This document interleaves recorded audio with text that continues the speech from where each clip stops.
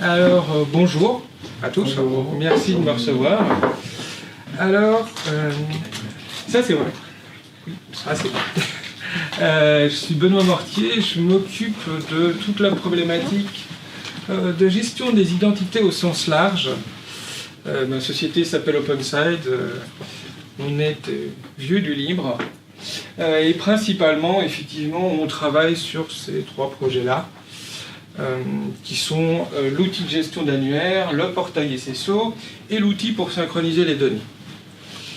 Alors, j'ai essayé de ne pas faire quelque chose de trop technique parce que la gestion des identités c'est très large et si on veut aborder, je dirais, le scope complet, il faut d'abord qu'on mette en place les bonnes idées, qu'on regarde ce qu'on fait actuellement et ainsi de suite. On pourra approfondir si jamais c'est nécessaire. Si vous avez des questions à me poser, il ne faut pas hésiter. Et donc j'ai divisé ça en 6 parties. La gestion des identités numériques, le provisioning, le cycle de vie du compte. Qu'est-ce qu'on fait avec des logiciels libres? Parce que quand même, on pourrait parler de tout ce qui est propriétaire, mais c'est mieux de parler de ce qu'on fait en libre. Tous les concepts de fédération.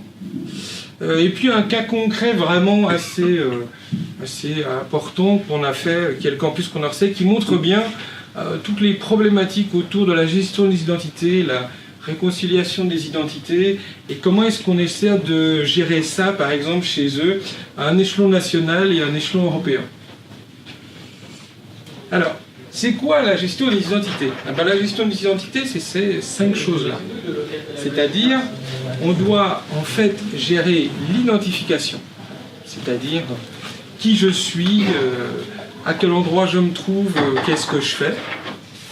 L'authentification, oui, la partie est-ce que j'ai bien le user, le mot de passe et comment je peux me connecter. L'autorisation, parce qu'une fois qu'on sait qui je suis, que j'ai été validé, que je peux me connecter, il y a le problème de à quoi j'ai accès. Ensuite, tout ça c'est très joli, mais si on n'a pas d'outils pour gérer ça manuellement ou même à coup de script ou tout ce qu'on peut imaginer, c'est juste pas possible. Donc on a besoin d'un outil pour effectivement d'un point de vue opérationnel gérer toutes ces problématiques. Et en général évidemment, on a la couche la plus basse, on a un annuaire, très simplement OpenLDAP est le plus utilisé partout, même s'il y en a d'autres qui existent et d'autres sont utilisés.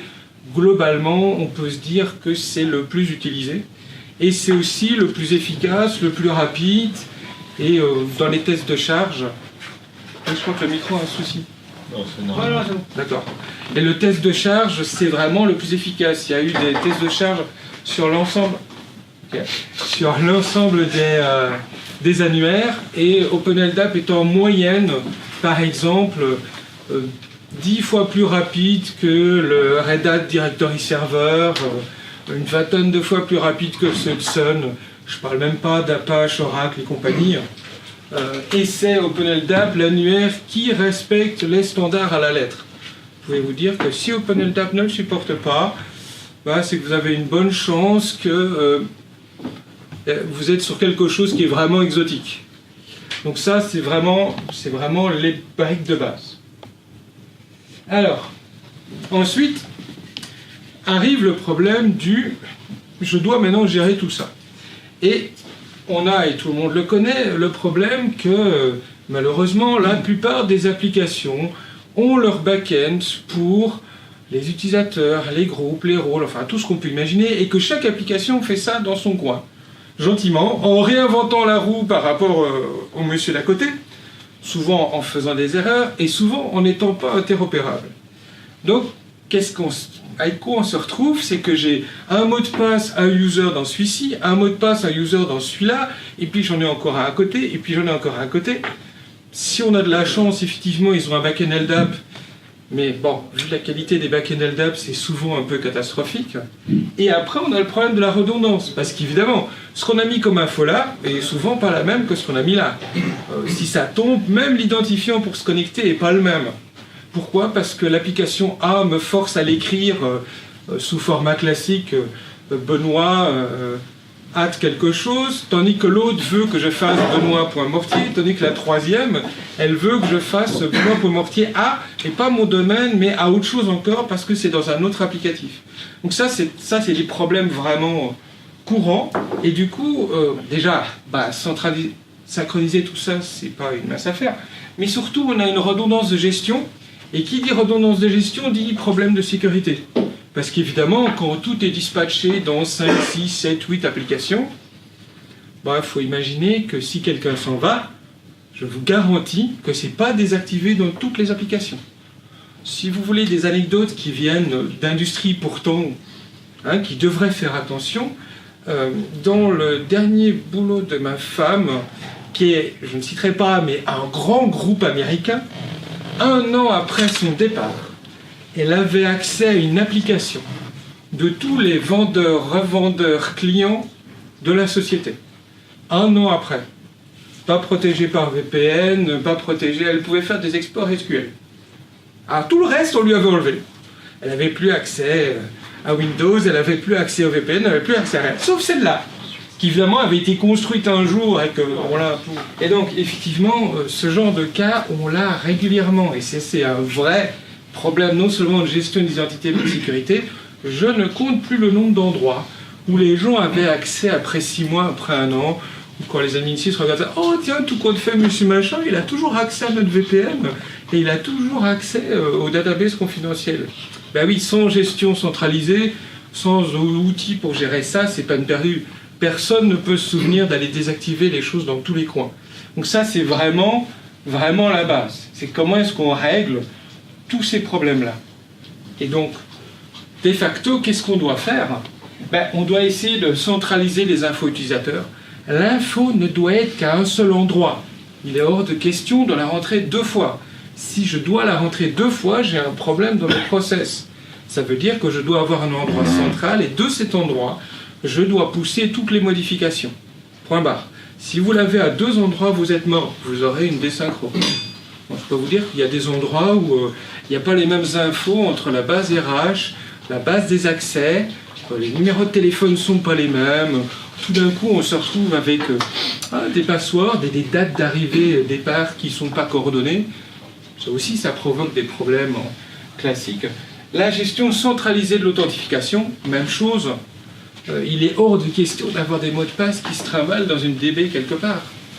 Parce que si vous avez des mots de passe, même hachés, qui se trouvent quelque part dans une DB, ça veut dire que déjà, il faut des mécanismes pour les synchros, mais je vous garantis qu'entre le mot de passe qui sera là et celui-là, ce ne sera pas le même, et que donc quelqu'un qui connaît l'ancien mot de passe, il va rentrer sur votre système.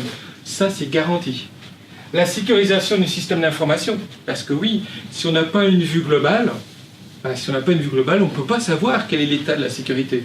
On a beau avoir des outils pour faire de la conformité de parc et tout ce qu'on imagine.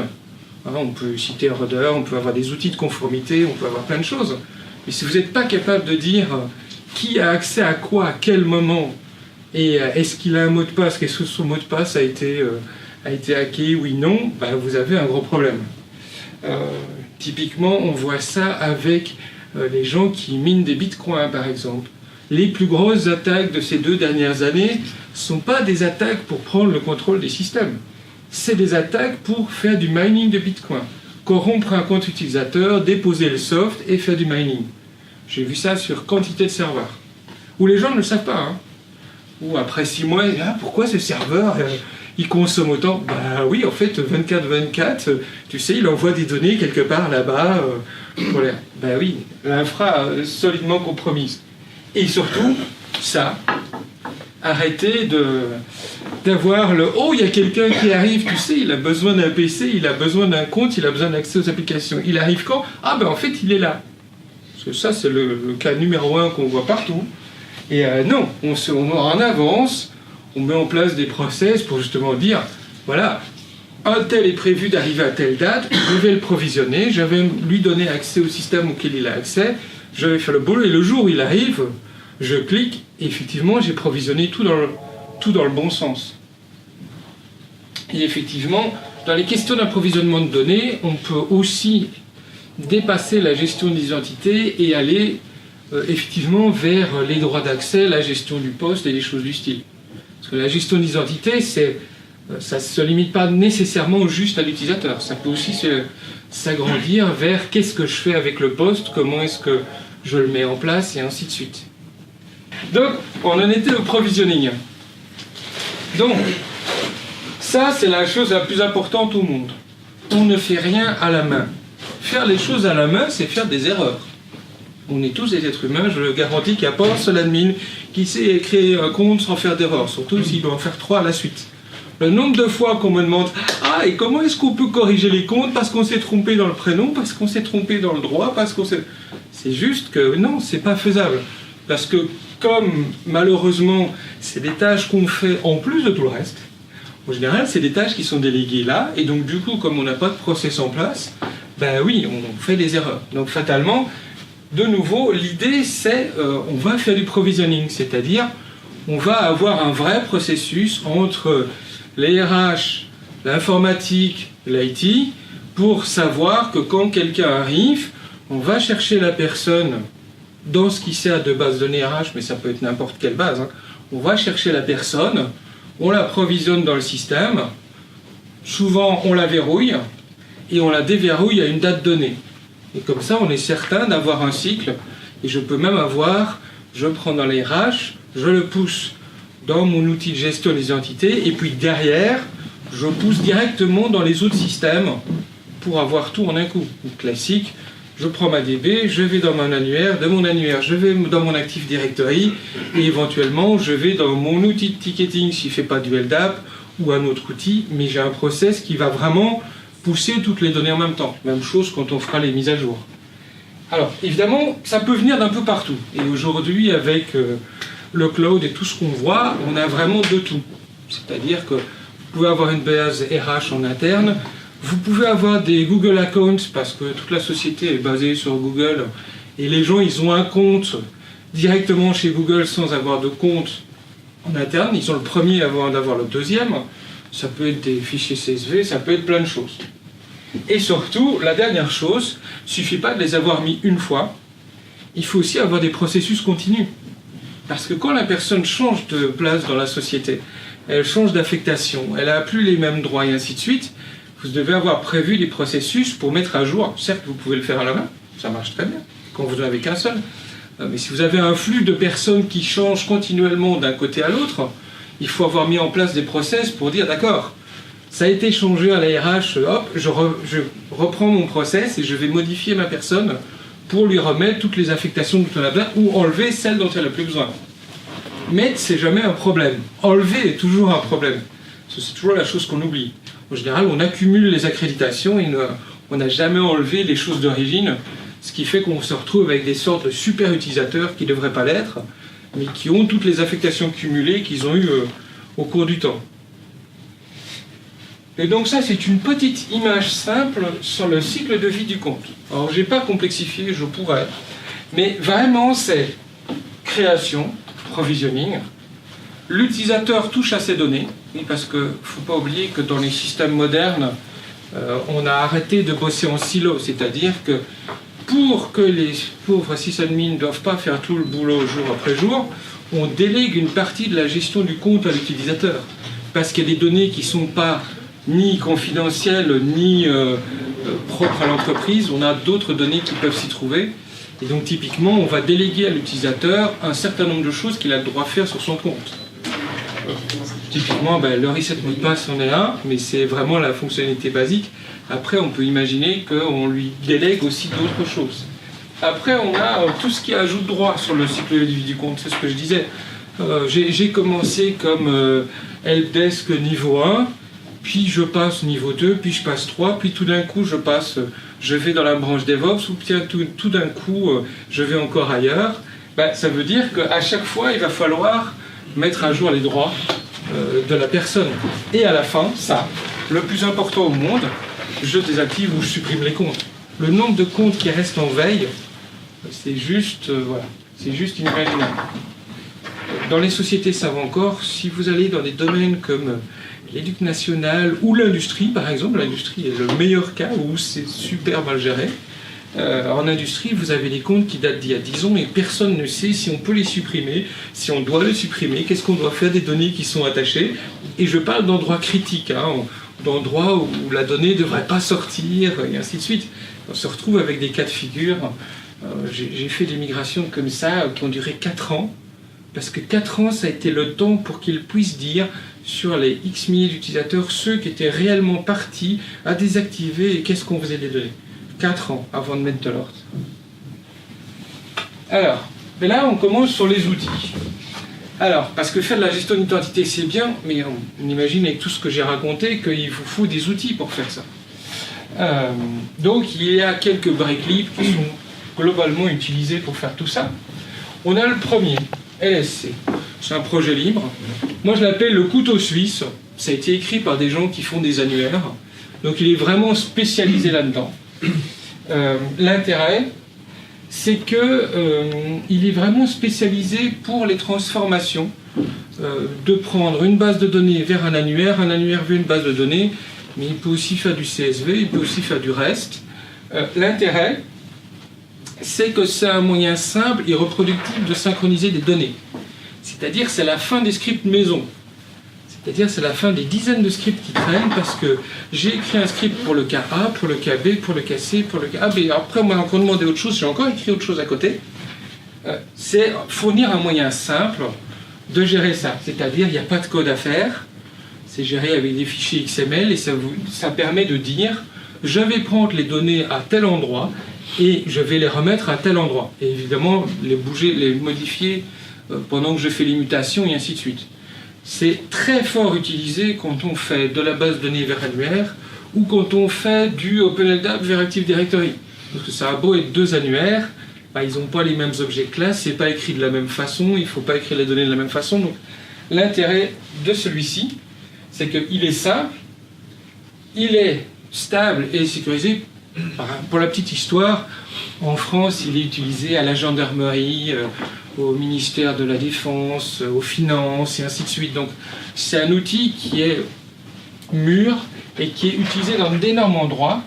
Et surtout, il a à la fois toutes les fonctionnalités qu'on a besoin dans un annuaire pour de la gestion d'identité, mais surtout, il a des fonctionnalités de détection dans tout ce qui est doublon, choses à changer. Est-ce que ma donnée a changé à gauche? Est-ce qu'elle a changé à droite?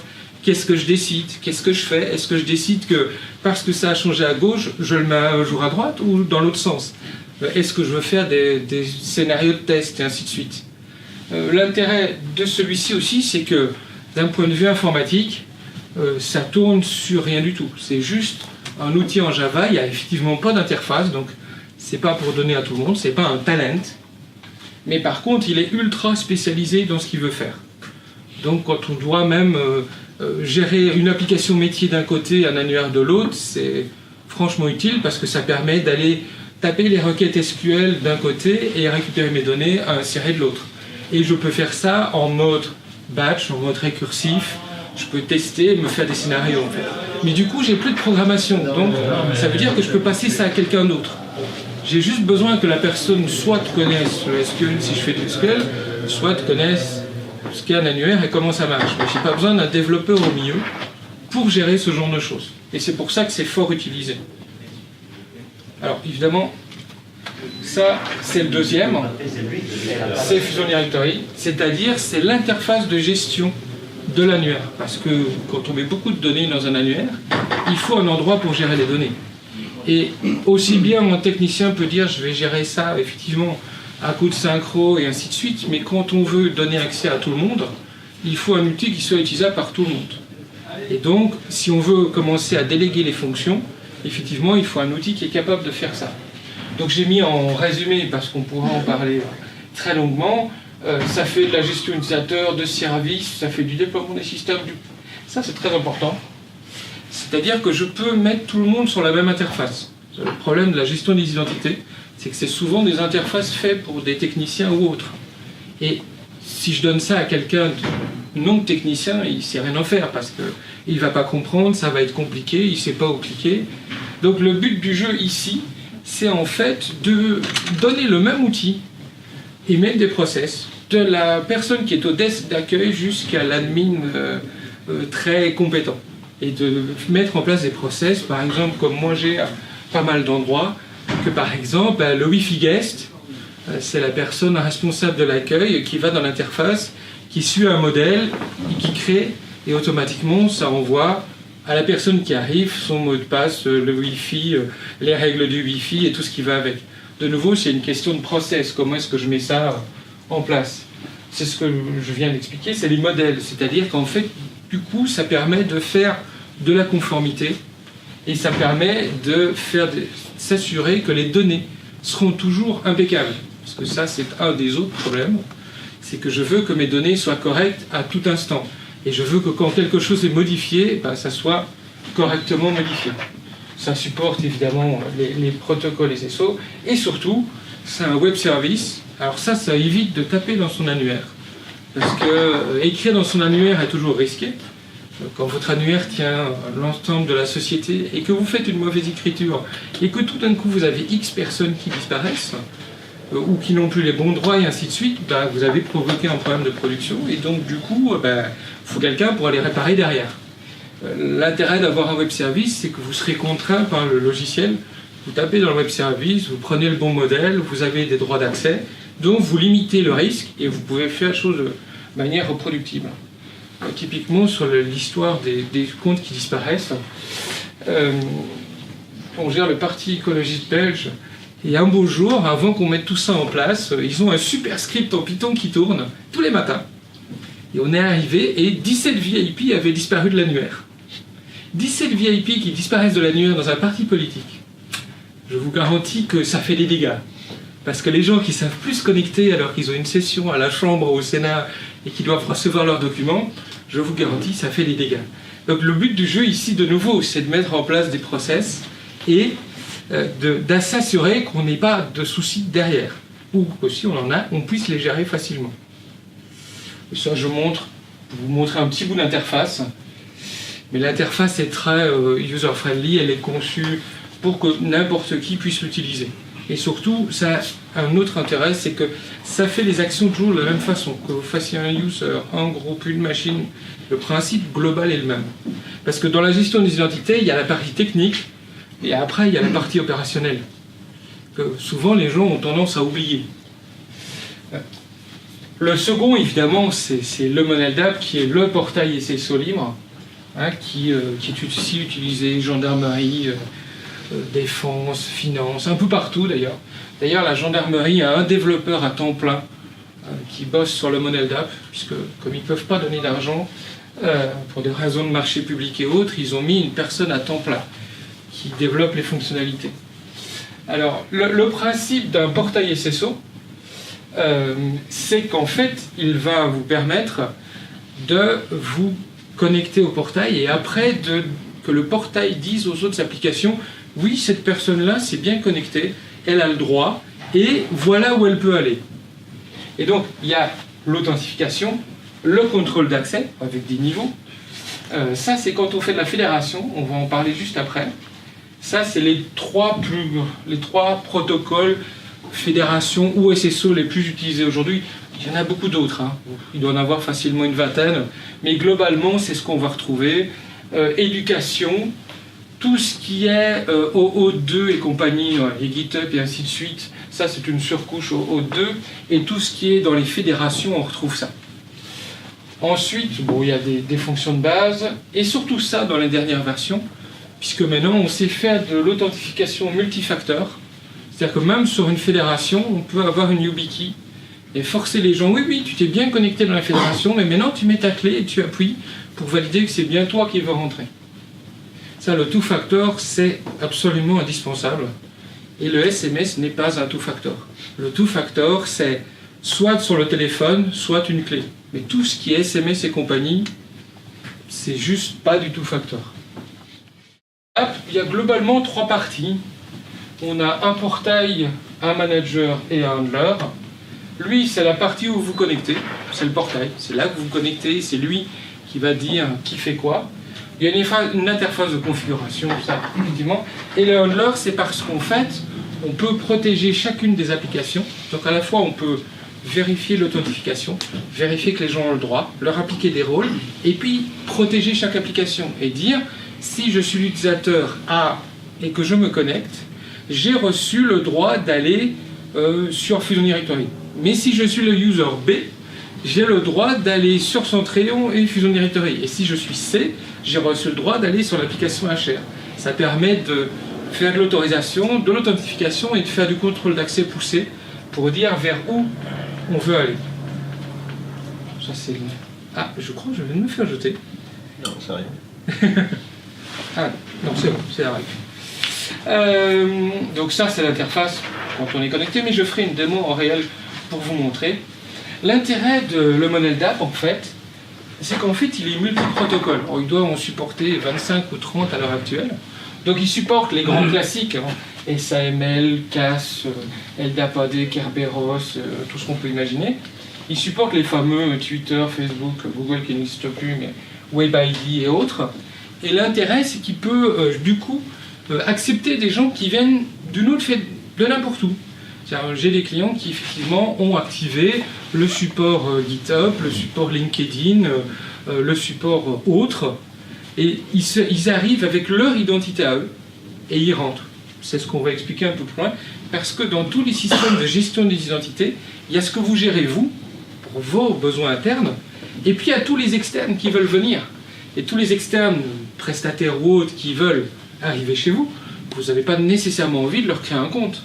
Donc du coup, il vous faut une méthode qui dit « Oui, oui, je sais que tu es arrivé avec telle identité, je reconnais cette identité, je vais demander à ton provider d'identité si c'est bien toi, et si oui, j'accepte que tu rentres. » Là, j'ai fait quelques slides sur les fameux 3 protocoles les plus classiques. Alors celui-là, c'est celui qu'on retrouve partout dans l'éducation. Parce qu'à l'origine, il a été créé par l'université de Yale. Parce que l'université de Yale avait un problème.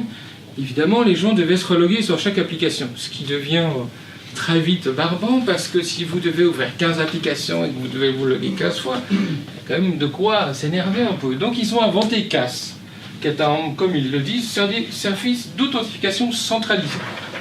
Donc c'était à la base, je veux, une fois que je suis connecté au serveur CAS, pouvoir accéder à mes applications sans jamais devoir me reloguer. Et surtout, l'intérêt, c'est qu'en fait, tous ces systèmes, partant de CAS et les autres, en fait, ne transmettent jamais l'information de l'utilisateur.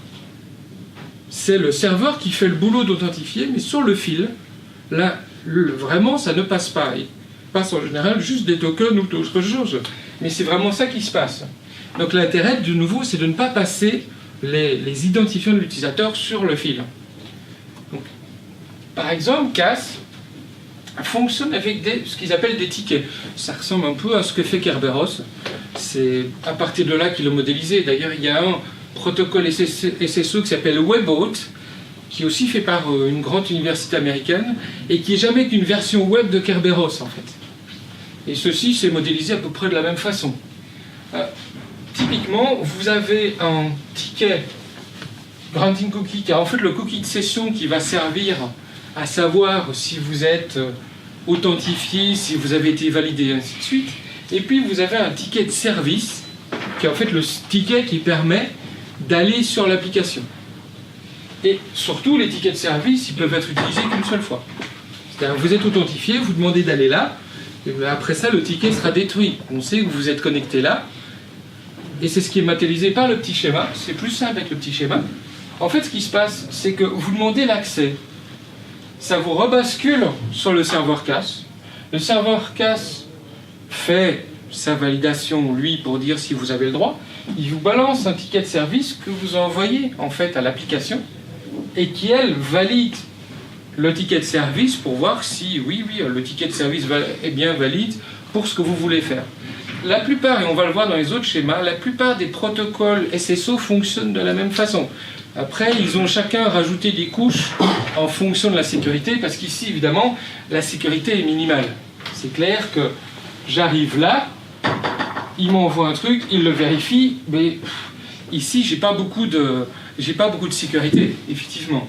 Donc, c'est vrai que ces protocoles comme CAS ont été conçus il y a une vingtaine d'années, un peu moins, Et donc du coup, ils reflètent la technologie du moment où ils ont été faits.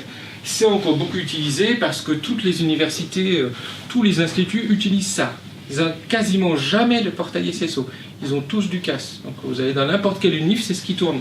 C'est la raison pour laquelle c'est encore fort utilisé. Ensuite, on a Monsieur SAML. Alors Monsieur SAML, c'est tout ce qui est Shibboleth et compagnie, hein, c'est-à-dire tout ce qui est les vraies fédérations. C'est-à-dire, c'est un protocole XML avec des jetons de sécurité qui contient des assertions, qui dit « je voudrais faire ceci, est-ce que tu me l'autorises oui non ?» qui transmet des informations sur ce qu'il appelle un principal, mais qui est généralement un utilisateur final, entre une autorité SAML appelée fournisseur d'identité et un consommateur fournisseur de service. Alors, l'un est l'IDP, le fournisseur d'identité, et l'autre est le SP, qui est le service. Et du coup, l'intérêt de celui-là, c'est qu'en plus, il peut faire du cross-domain. Donc, quand vous voyez du SAML, vous n'êtes pas obligé de redemander « Bon, je voudrais me connecter sur le premier domaine, s'il te plaît, fais-moi toute la procédure. Et puis, je voudrais aussi me connecter sur le deuxième, s'il te plaît. » Et donc, du coup, ça, c'est fort utilisé dans les fédérations, typiquement la fédération Renater, c'est du SAML avec du Shibboleth et ainsi de suite. C'est ce qui permet de choisir « Je viens de tel endroit, je suis de l'université A, mais en ce moment, je suis dans la B, je me connecte, ça me bascule sur mon identity provider qui vérifie mes données, les données ne circulent jamais, et puis mon identity provider me rebascule vers l'application de l'université où je suis en disant « Oui, tiens, voilà l'assertion, ce monsieur-là est bien vérifié chez moi, tu peux lui donner accès à l'application. » C'est ce que j'ai eu ici. Moi, j'ai un compte EduRoam, je suis arrivé, j'ai ouvert mon portable s'est mis en EduRoam, automatiquement, qui est le roaming Wi-Fi éducation nationale, parce que comme j'ai un compte, le Wi-Fi va demander au provider qu'il a trouvé dans le coin, il doit avoir une école ou un truc du genre, et il a été demandé à celui-là a dit « Ah, mais ce monsieur, il vient de Condorcet, donc tu vas demander à Condorcet, est-ce que cette personne-là existe vraiment chez vous, est-ce qu'elle est autorisée ?» Il a rebasculé, il a fait « Oui, il est autorisé, tu peux lui donner accès à ton réseau. » Alors la particularité par rapport à CAS, c'est que il s'échange des métadonnées pour avoir un cercle de confiance. Donc tous les SP et tous les IDP sont définis et on cherche d'énormes fichiers de métadonnées qui permettent de savoir que quand j'ai quelqu'un qui vient de tel endroit, en fait je dois aller sur tel endroit et voilà les métadonnées qui vont avec. Et oui, je t'assure que celui qui est là, il est bien référé dans ma fédération. Ensuite, on a l'authentification et surtout on a la déconnexion, c'est-à-dire de la déconnexion unique. Si je clique déconnexion sur une application, ça me vire de toutes les applications. C'est vraiment, je fais du SSO, mais aussi du single logout, c'est-à-dire je me suis désactivé d'une application, tout le reste disparaît, je n'ai plus de session. Ce qui permet évidemment de ne pas avoir d'application qui traîne ou de... Voilà. C'est toujours là que sont les problèmes. Parce que c'est souvent ça qui est très mal géré dans les applicatifs. Mais la fonctionnalité existe. Et surtout, on peut faire de l'intégrité sur tous les messages qui passent dans mes échanges SAML. Je peux à la fois les signer et je pourrais même chiffrer mes échanges. Donc du coup, par rapport à CAS qui n'a juste des tickets qui passent dans des headers HTTP, ici en SAML, je peux garantir que les métadonnées sont bien celles que la personne me propose, que l'autre me propose, mais surtout je peux être sûr que son certificat correspond, que ça a bien signé les données. Alors, chiffrer, c'est vraiment pour des environnements très sécures. La plupart du temps, les données sont signées, parce que le chiffrement implique que tous les IDP aient des certificats à jour, qu'il n'y ait pas de problème. Enfin, on peut imaginer ce que ça représente. Pour une petite idée, en France, on doit avoir, alors dans Renater, je pense qu'il y a 300 IDP, quelque chose comme ça, peut-être un peu plus, et ainsi de suite. Donc la complexité, effectivement, ça dépend de ce qu'on va mettre en place. Et donc c'est le même principe, c'est toujours la même chose, on le voit.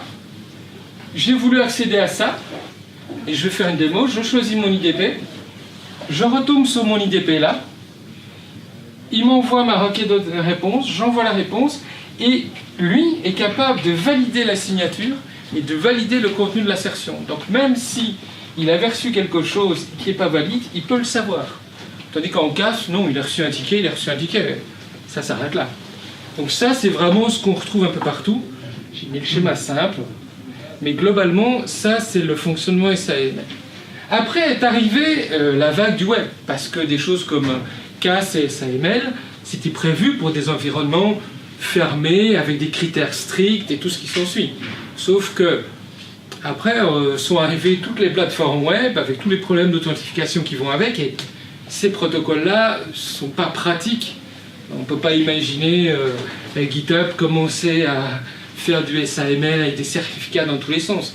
Ils peuvent le faire, mais pour la partie publique, c'est juste pas possible en fait. Donc du coup, est arrivé alors toute une série de protocoles. Il y a eu OAuth 1, OAuth 2, OpenID Connect, OpenID, et puis OpenID Connect. Donc c'est des protocoles qui évoluent. Mais aujourd'hui, la plupart sont basés sur celui-là en fait. Quand vous vous connectez sur GitHub, c'est ça qui fonctionne derrière. C'est du OAuth. Si vous allez sur LinkedIn, si vous allez sur Twitter, c'est quasiment ça que vous retrouvez partout. Et donc lui est basé sur toute une série de technologies. Alors, OAuth 2, REST, JSON et les fonctionnalités de cryptographie sur JavaScript, puisque ces protocoles-là utilisent de la crypto sur JavaScript. C'est surtout adapté aux navigateurs web et aux applications mobiles. Ça publie des informations de configuration au format JSON, donc c'est plus facile pour les gens que de lire du SAML, parce que je vous montrerai du SAML, c'est du XML, cher et vilain, mais quand vous avez déplié tout le truc, ça fait un peu mal de tête, tandis que ça, c'est du JSON classique. C'est plus facile pour un développeur, d'un point de vue développeur, c'est plus facile pour un développeur de lire ceci. Et la norme est plus simple à implémenter. Et SAML2, c'est vraiment... Et surtout, ça rajoute le consentement. Bien avant la RGPD. Ça rajoute le consentement, c'est-à-dire qu'on est capable de dire si la personne a autorisé ou non à accéder à ces attributs. C'est ce que vous voyez quand vous connectez avec un compte Twitter ou GitHub ou autre. Il vous dit et cette application aura accès à votre compte, votre adresse email et ainsi de suite. Ça, c'est le principe du consentement. Vous recevez une fenêtre qui vous dit est-ce que vous acceptez que cette application accède à ces infos-là? Et ça sera limité parce qu'elle ne pourra accéder qu'à ces infos-là. Pas plus. C'est le principe. Donc, qu'est-ce qu'on a? On a un end user, on a un client, un authorization server, et le resource server, c'est l'endroit où sont les données en fait. Donc, qu'est-ce qui se passe? Dans un schéma classique, vous avez l'application, enfin là, on va revenir en arrière. Alors, le client demande d'avoir accès à des données personnelles. J'ai une autorisation request qui va vers la personne. La personne dit oui, j'accepte qu'il accède à ces données. Du coup, il va vers le serveur de sécurité en disant coucou, j'ai reçu le droit d'accéder à son email, son nom, son prénom. Il reçoit un token et ce token est passé au serveur de ressources qui renvoie la ressource protégée. Donc c'est un protocole qui en fait permet de dire non seulement la personne a donné son consentement, mais celui-là, en fait, ne reçoit des données que par rapport à ce que l'utilisateur et au token qu'il a reçu. Donc il ne sait pas recevoir plus parce qu'à aucun moment, il n'accède autrement le serveur que par le token qu'il a reçu de l'étape précédente. Donc il ne sait pas, sauf en implémentation, mais ça c'est comme partout, mais il ne sait pas recevoir plus de données. On a vraiment confiné qu'est-ce qu'il avait le droit de recevoir. Alors, bon. Voilà. Et donc, ça c'était OAuth, et qu'est-ce qu'on a fait au-dessus de OAuth? On a fait OpenID Connect, parce que OAuth, comme vous l'avez vu, ne fait pas d'autorisation. OAuth règle juste la question de à quelles données cet applicatif a-t-il le droit d'accéder. Mais il ne règle pas la couche supérieure qui est comment est-ce que j'autorise effectivement une application sur laquelle je me connecter et puis avoir les données. Donc en fait, OpenID Connect est la couche supérieure, comme on a vu dans les autres SSO, Et en dessous d'OpenID Connect, on a OAuth 2 pour la gestion des données, en fait. Ce qui est encore une étape supérieure par rapport aux autres. Là, on a un protocole qui permet d'accéder à un fournisseur OpenID, c'est-à-dire, du coup, c'est comme pour les IP et les SP, mais dans l'espace web, il accède à un fournisseur. J'accepte, oui ou non, la requête qui m'est demandée. J'obtiens un JWT qui est envoyé ici. Celui-ci, qui a la partie de confiance, valide le JWT, et puis, il a le droit d'obtenir les infos. Donc on a la couche supérieure. Je m'authentifie, je passe par mon provider, et quand tout est validé, je reçois le droit de...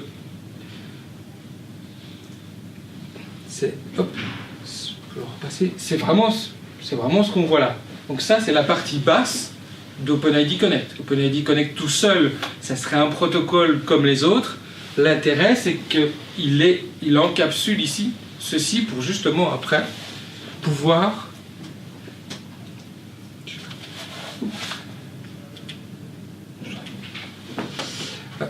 Donc, après, j'ai mis un cas concret, parce que c'est plus intéressant si on voit ça dans le cadre d'un cas concret, qui englobe à peu près tout ce qu'on peut faire.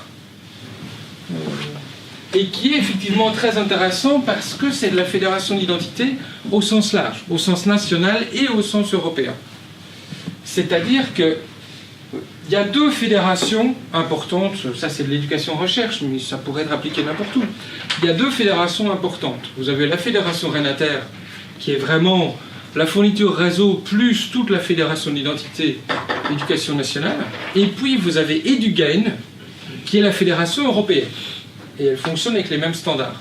Et quand vous êtes dans des secteurs de recherche, il est évident que vous dépassez le national et que vous débordez sur la fédération EduGain, qui elle est la future fédération qui va fédérer tous les Européens. Alors ça, c'est le futur campus des sciences sociales qui est en construction à Saint-Denis.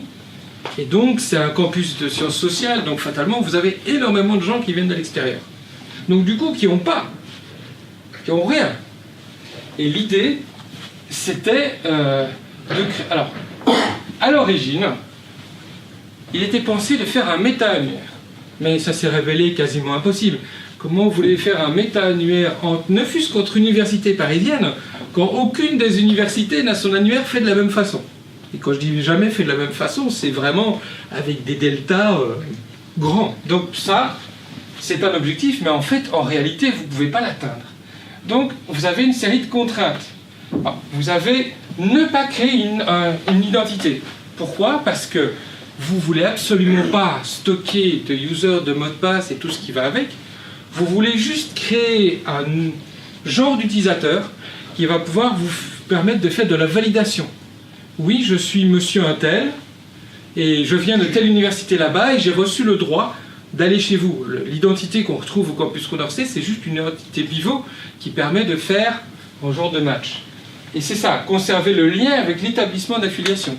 Bah oui, parce que vous aimeriez savoir que monsieur qui occupe le bureau 18-17 au 2e étage, en fait, il vient de telle université. Donc il vous faut un lien avec l'établissement d'affiliation. Vous avez C'est-à-dire que certes, les données que possèdent les universités ont été approuvées, et encore je mets des guillemets, mais quand vous transmettez ces infos à quelqu'un d'autre, vous êtes en plein RGPD et il faut que les gens redonnent le consentement. C'est pas parce que l'université A les avait que vous avez le droit de les transférer à l'université B. Donc vous avez un problème de RGPD. Et surtout, vous voulez faire des choses de manière standard justement pour pouvoir, à terme, aller de plus en plus loin. Et donc, l'idée d'aller sur les fédérations et évidemment de faire du SAML2 parce que de toute façon vous êtes en environnement universitaire, fédération recherche, c'est du SAML2 partout. Là il n'y a pas beaucoup de discussion en fait. Ça c'était pour la partie technique. Ça par exemple, c'est le process, et je parlais de process à tantôt, mais quand on fait de la gestion des identités, c'est ça. La technique c'est bien, mais la vraie vie c'est celle-là. C'est-à-dire qu'on doit mettre en place des process. Or, ils ont plein de gens qui doivent arriver, il faut leur affecter des bureaux. Comment est-ce qu'on gère ça d'un point de vue gestion des identités? Typiquement, au système universitaire, vous désignez un référent qui, lui, connaît les gens, parce que les gens qui sont sur place sur le campus n'ont pas connaissance des 8-10 universités qui arrivent avec les gens à l'intérieur. Donc il faut quelqu'un dans l'université qui gère ça. Donc d'un point de vue processus de gestion d'identité, vous avez un référent. Et vous avez un système d'inscription qui permet, avec un workflow, de dire j'invite, ils s'inscrivent, on valide, et hop, on crée la boucle pour qu'ils aient accès à tous les services. Si vous regardez ça, vas-y, tu peux me donner mon slide? Vas-y, tu peux le faire. Oui. Non, il n'est pas là, d'accord. Je peux activer le truc. Voilà, c'est quand je le secoue un peu, il revient. Alors, ça c'est l'architecture d'un point de vue technique. On a vu le principe d'inscription, mais ça c'est l'architecture d'un point de vue technique. C'est-à-dire, on retrouve les mêmes briques, c'est-à-dire qu'on a un processus d'invitation, des formulaires d'inscription qui en fait sont gérés par lui, ce qui permet de réutiliser ces fonctionnalités pour faire des formulaires d'inscription qui vont générer automatiquement les comptes et permettre de gérer la validation, ce qui s'ensuit. On a une brique SSO ici, qui a la brique en fait qui se colle sur la fédération Renataire, qui gère toute la problématique du SAML V2, de la collecte des attributs, puisque comme on veut créer une identité Condorcet, mais pas prendre trop d'infos, qu'est-ce qu'on fait? On se bascule sur la fédération d'origine. La fédération d'origine nous donne des attributs et on utilise ces attributs pour créer une identité Condorcet et faire un lien avec l'identité d'origine.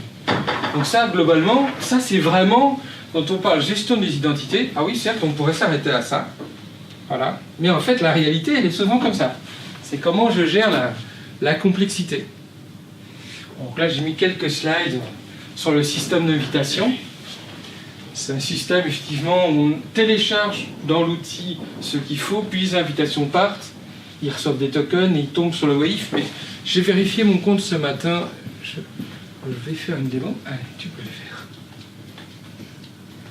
Sois gentil. Dis-moi s'il n'y a pas de modification. Alors, ça c'est encore plus global. C'est vraiment pour montrer le process. Ça, c'est les infos qui sont envoyées. J'ai un slide qui le montre mieux. Voilà, ça c'est les données qui sont collectées à l'inscription. Le principe, je passe à travers la fédération, je tombe sur le Where are you from, hein, qui va me demander de quel endroit je viens. Une fois que je suis sur le Where are you from, il va me demander de me connecter, ça va me renvoyer une série d'infos et je vais utiliser ces infos pour créer un compte qui va me permettre de lier la personne. Et j'ai mis le dernier, et après je fais la petite démo. L'intérêt de ça, c'est qu'en fait, du coup, à l'heure actuelle, ça c'est déjà fonctionnel d'ailleurs, on peut inviter des gens venant de toute l'Europe à venir prendre un compte. Pourquoi aussi? Parce que à Saint-Denis, il va avoir l'énorme bibliothèque. Oula. Si je... C'est bon qui il va avoir l'énorme bibliothèque des sciences sociales. Donc, il regroupe toutes les bibliothèques des sciences sociales de France sur le campus. Donc, il y a plein de gens qui vont arriver qui ne seront pas natifs.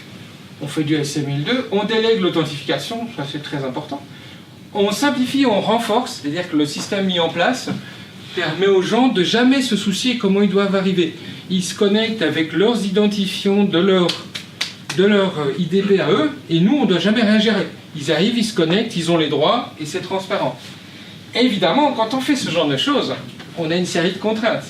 C'est-à-dire, les IDP, les Identity Providers des autres universités doivent toujours être up, sinon, il y a des gens qui perdent la possibilité de se connecter.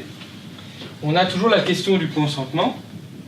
Et évidemment, il faut que les gens se mettent d'accord, parce que si l'un ne fournit que 3 attributs, l'autre en fournit 6 et l'autre en fournit 7, oui, on va avoir des problèmes de cohérence des données. Ça, oui et non. Je le laisse dedans, mais c'est complexe, oui, c'est complexe tant qu'on ne l'a pas fait une première fois. Après, les utilisateurs ont l'habitude de faire ça, dans ce cas-ci, dans leur université, donc c'est pas si compliqué. Le vrai problème est toujours, comme toujours, un problème humain, c'est-à-dire que si vous perdez les référents, il faut les reformer, et ainsi de suite. Là, j'ai mis les références, et je vais essayer de me connecter. Oups. Est-ce que je peux me connecter? Par contre... Alors, voyons voir. Oups. Alors. Donc là, voilà, ça on le voit pas, mais c'est du low model d'app entièrement customisé pour le campus Condorcet. Et comme on voit, on a compte établissement et compte local, puisque dans ce qu'on a fait, on leur a aussi laissé la possibilité, si je suis du campus Condorcet et que ma fédération a un problème et que j'ai un compte local, ben, je peux quand même me connecter pour aller éventuellement dépanner ce qu'il y a à dépanner. Ça, c'est globalement pour l'équipe technique qui est sur place, en fait. Voyons voir. Voilà. Et là, on tombe sur le fameux Where are you from?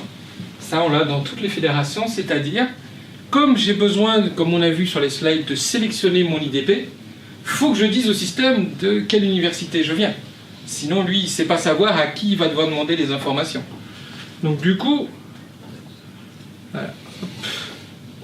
Je me connecte là.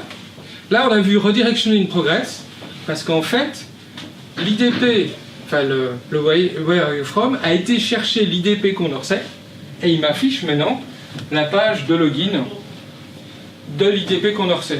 Donc, en fait, globalement, alors, ce qu'on appelle le PPN dans une fédération, c'est souvent l'adresse mail, en fait. Donc l'EDU Personal Principal Name, quand on est en éducation, ça s'appelle un EPPN et souvent c'est l'adresse email. Alors historiquement, les gens qui font du CAS, ils sont encore tous en UID. Donc là, ils se tirent bien les cheveux parce que passer du ID à EPPN quand on ne l'a jamais fait et qu'on a 20 applications ou 30 ou 40 applications qui en dépendent, c'est nettement moins marrant. Donc du coup, je vais lui mettre le mot de passe. Donc, vous voyez qu'il y a sur l'IDP, il y a encore d'autres options. Ne pas se souvenir de l'identifiant et cocher cette case si je voulais vraiment vérifier les données. Je me connecte. Voilà, comme j'avais dit, il faut le temps, rafraîchis-toi. Voilà. Donc, qu'est-ce qui se passe? La phase de consentement, c'est-à-dire qu'il m'affiche, voilà ce que je vais envoyer au service auquel tu veux te connecter. Et donc, on voit des choses très, très standards. Et on a, est-ce que je veux, à chaque fois, si elle change, ou plus rien me demander. Et je peux même rejeter. C'est-à-dire que je peux décider, le principe du consentement, que je ne veux pas que l'application ait... Je ne saurais pas me connecter à l'application, mais je peux refuser et dire, je ne veux pas que tu transmettes ça. Et donc, du coup, quand je fais accepter, voilà, je suis maintenant connecté sur le portail Le Monel d'App. Je suis connecté en tant que telle personne et on voit que j'ai accès à une application qui s'appelle Mon Compte et qui en fait, cette application, c'est en fait la gestion de mon compte dans Fusion Directory. Donc là, on a vu le cheminement complet quand on fait de la gestion d'identité, de la fédération et comment est-ce qu'on peut faire un chemin complet pour ce genre de choses. Et sur ce, j'ai terminé. Est-ce qu'il y a des questions? C'est juste le plan IT, j'en ai encore jamais. Ah oui, non, mais ça c'est... Oui, oui. C'est, tu verras de l'eau haute la plupart du temps. Ah, c'est ça. Ouais. Mais tout ce qui est web, tu verras de l'eau haute. C'est-à-dire que là, j'ai montré la globalité de tout ce qu'on fait. Mais chaque protocole correspond à un besoin. C'est pour ça que, tu vois, là on est en fédération universitaire recherche, c'est IDP, SP, WAIF et SAML2, parce que c'est le standard de ce qui est utilisé. Et donc les protocoles correspondent toujours à des situations. Si l'OpenID Connect, tu peux en voir si tu vas sur France Connect. Ouais. France Connect, c'est de l'OpenID Connect en fait. Ah oui, les impôts. Ouais, les impôts, le permis, tout ça, c'est... En fait, France Connect, c'est juste le nom qui change. Hein. Mais c'est de l'OpenID Connect derrière. Et de nouveau, c'est pourquoi? C'est parce qu'il faut le consentement et tout ce qui va avec. Et il faut pouvoir dire, tu n'as pas le droit de voir telle donnée. Donc dans tout ce qui est public et autres, tu vas trouver pas mal d'OpenID Connect pour des questions de consentement, parce que l'eau haute ne fait que la diffusion et le consentement, et l'OpenID Connect fait la couche autorisation au-dessus. Mais tu la vois que dans ces contextes-là. La plupart du temps, je dis, on voit du CAS dans les universités, on voit du SAML dès qu'on fait de la fédération, et on voit de l'eau haute quand tu fais du Twitter, du LinkedIn, tous ces trucs-là en fait. LinkedIn, c'est même pas, c'est encore un protocole à côté. Mais typiquement aujourd'hui, tout le monde s'est dirigé vers l'eau haute pour ces problématiques en fait. Ok, bon, merci beaucoup. Merci.